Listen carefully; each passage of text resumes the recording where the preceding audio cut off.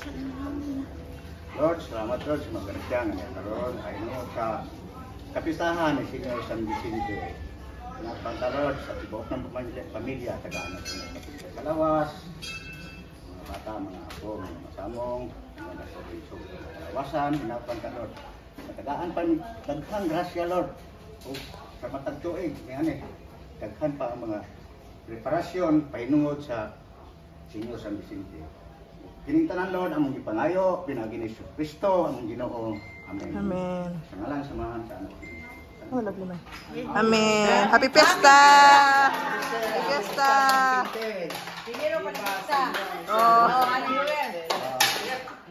Primero pa dahil. lovely. Kaya dito eh, ganito mo. Lord, nagdito ang nan. Inay, ato ay, ano yun ta? Ano yung ano baka?